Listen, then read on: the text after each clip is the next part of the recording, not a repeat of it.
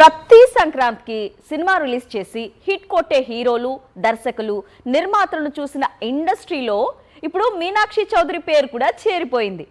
అనుకోకుండా జరుగుతుందో లేక సెంటిమెంట్ కోసమో దర్శక నిర్మాతలు అలా ప్లాన్ చేస్తున్నారో తెలియదు, కానీ సంక్రాంతి సీజన్ అనగానే మీనాక్షి చౌదరి నటించిన చిత్రం ఉండాల్సిందే అంటున్నారు. 2024 సంక్రాంతికి త్రివిక్రమ్ డైరెక్ట్ చేసిన గుంటూరు కారం రిలీజ్ అయింది. ఈ చిత్రంలో ఒక కథానాయికగా మీనాక్షి చౌదరి కనిపించిన సంగతి తెలిసిందే. సినిమా సూపర్ హిట్ అయింది. ఆ తరువాత సంక్రాంతికి వస్తున్నాంలో మెరిసింది మీనాక్షి. ఈ సినిమా ఏకంగా బ్లాక్ బస్టర్ అయింది. దీంతో మీనాక్షికి సంక్రాంతి సెంటిమెంట్ కు లింక్ ఏర్పడింది. మళ్లీ ఈ ఏడాది నవీన్ పొలిశెట్టితో పాటు అనగనగా ఒక రాజులో కనిపించింది.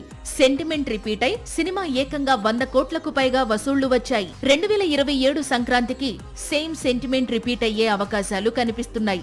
తమిళ హీరో కార్తీ టాలీవుడ్ వరకు వచ్చి కొత్త చిత్రంలో నటిస్తోన్న సంగతి తెలిసిందే. సితారా ఎంటర్టైన్మెంట్స్ పై నాగవంశీ నిర్మిస్తోన్న ఈ చిత్రాన్ని కళ్యాణ్ శంకర్ డైరెక్ట్ చేస్తున్నాడు. మీనాక్షి చౌదరి హీరోయిన్ గా నటిస్తోంది. ఈ మూవీని వచ్చే సంక్రాంతి కానుకగా విడుదల చేయబోతున్నారు.